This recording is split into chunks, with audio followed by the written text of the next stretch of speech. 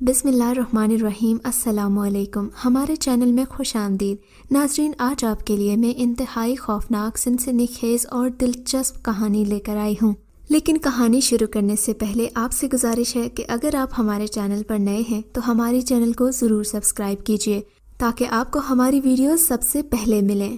یہ ان دنوں کی بات ہے جب گاڑیاں وغیرہ عام نہیں ہوا کرتی تھیں۔ آمد و رفت کے لیے گھوڑے یا پھر گدھا گاڑی کا استعمال کیا جاتا تھا۔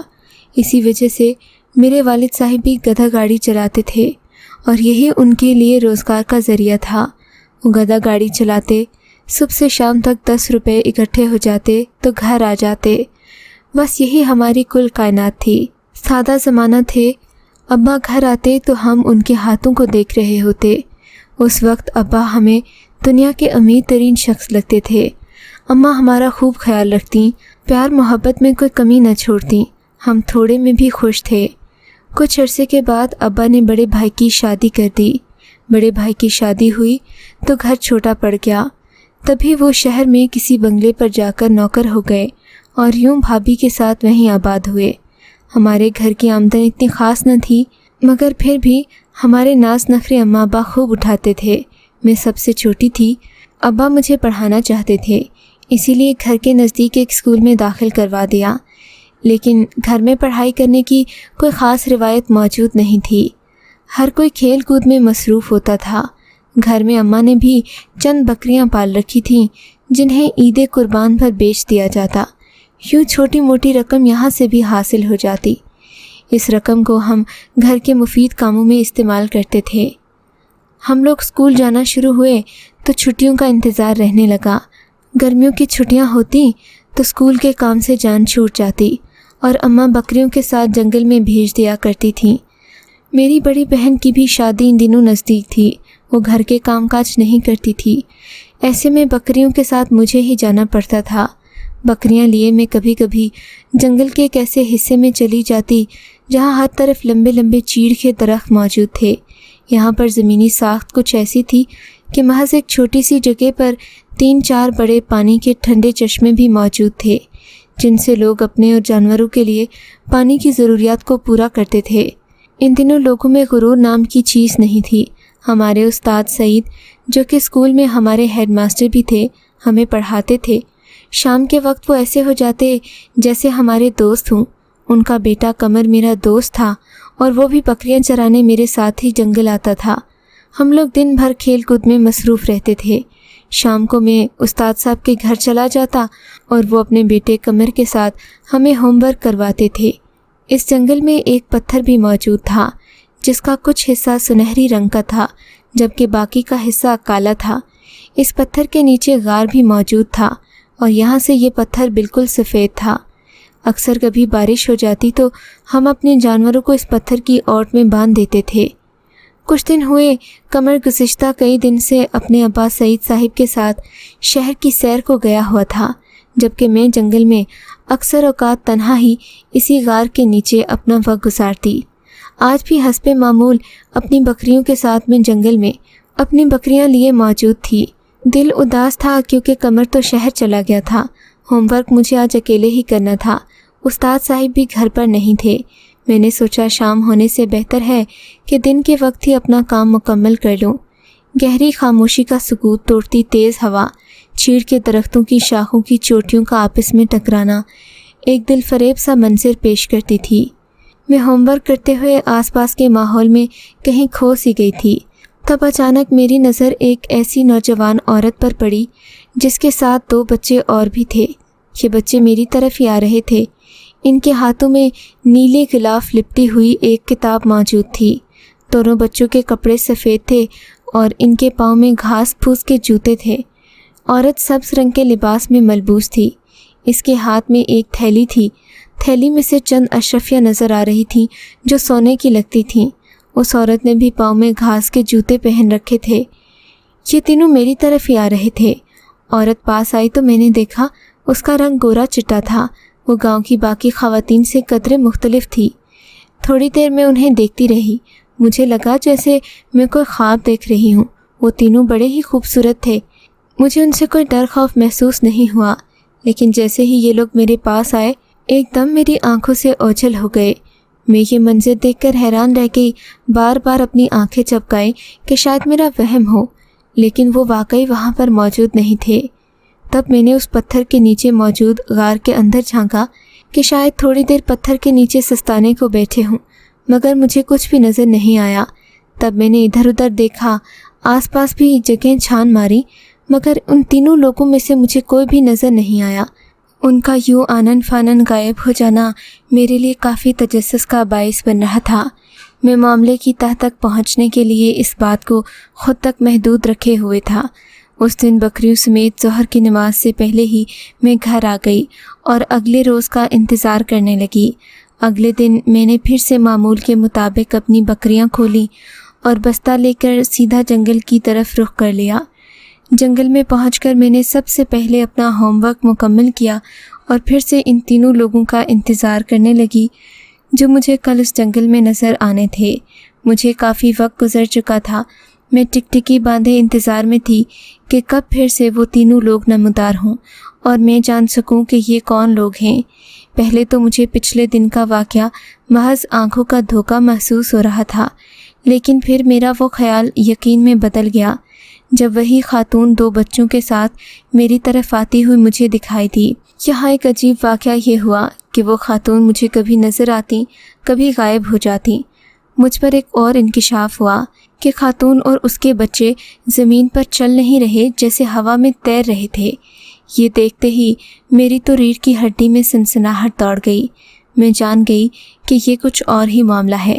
اپنے بزرگوں سے میں نے سن رکھا تھا کہ انسانوں کے علاوہ اس کرۂ ارض پر اور بھی کئی مخلوقات آباد ہیں۔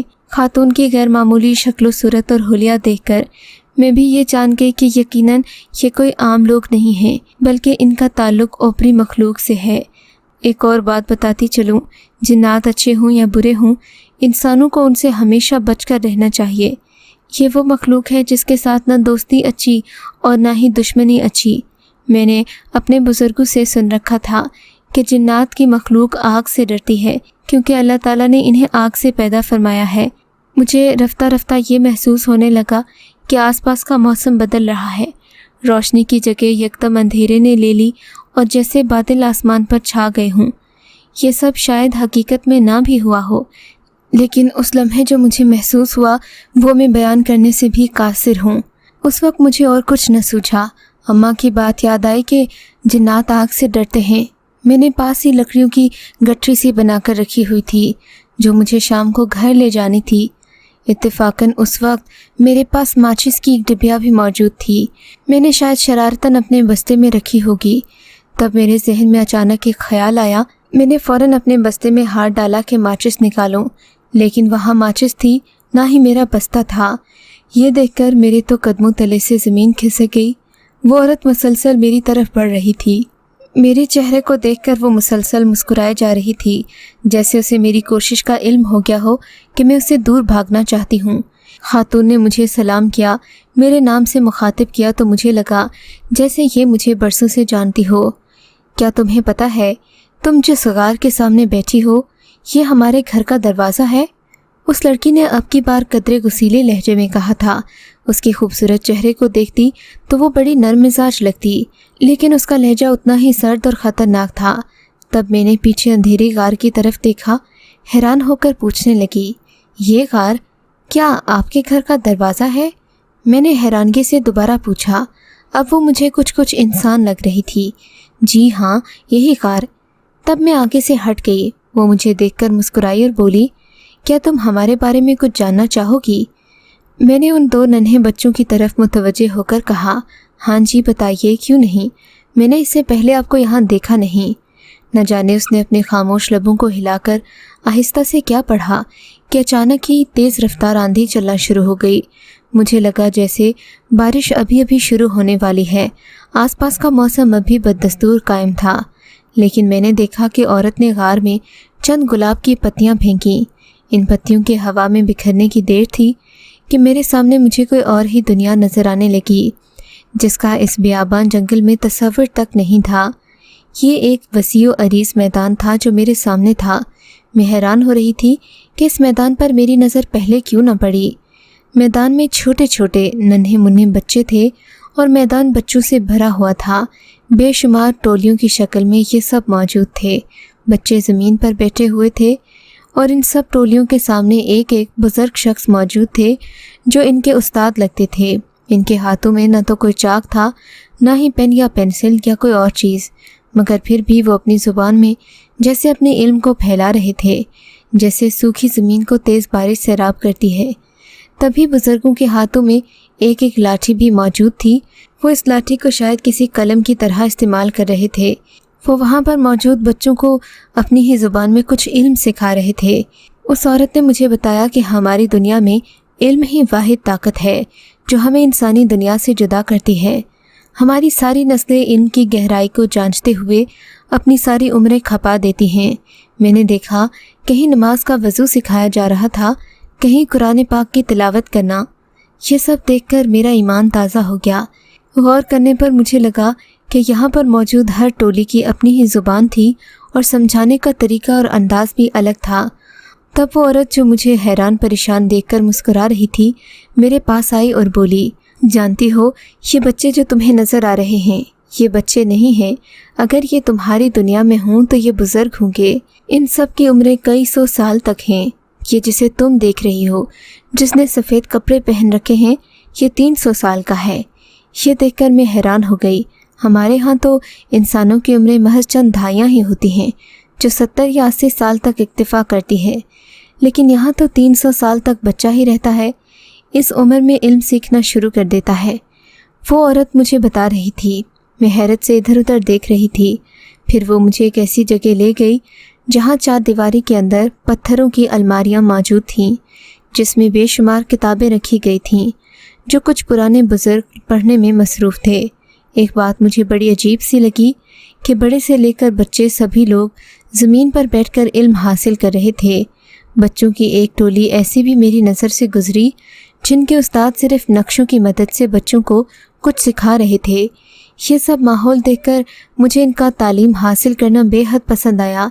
इस तसव्वुराती इल्मी दुनिया को देखकर मुझे लगा जैसे मैं कोई ख्वाब देख रही हूँ, लेकिन ये ख्वाब नहीं, हकीकत थी जो मेरे सामने मौजूद थी।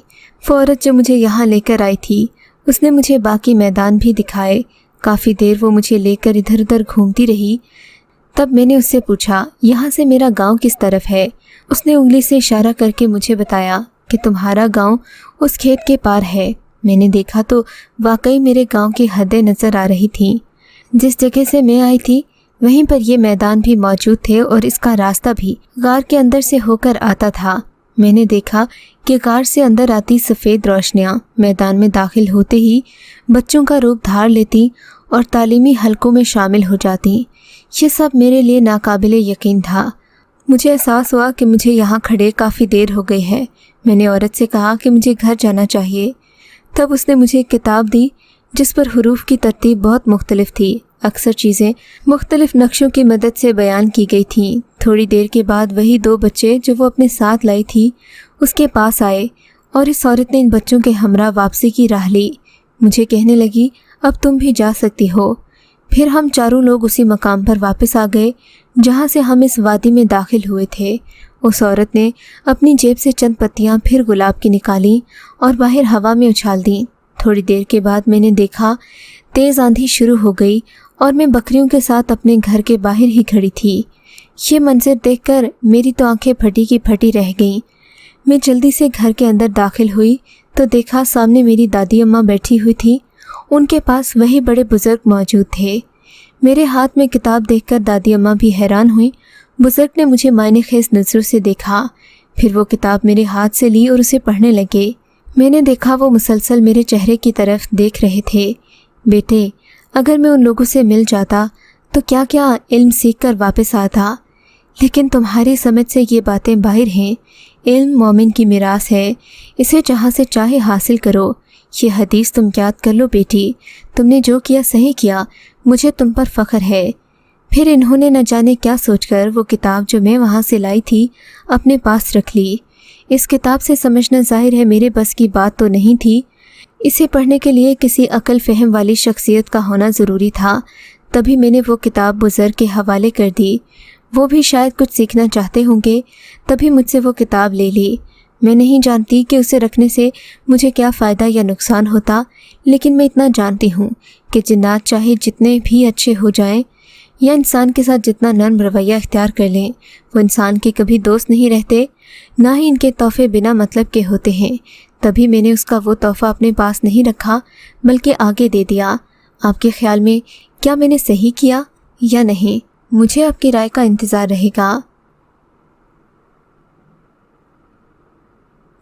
اگر آپ کو یہ کہانی اچھی لگی ہے تو اس ویڈیو کو لائک کیجیے اور اس طرح کی مزید ویڈیوز دیکھنے کے لیے ہمارے چینل کو سبسکرائب کیجیے۔ اور ہاں، اگر آپ کی کسی دوست، رشتہ دار یا بہن کے ساتھ خدا نہ کرے ایسا کوئی واقعہ پیش آیا ہے تو ہمیں کامنٹ سیکشن میں اس کے بارے میں ضرور بتائیے۔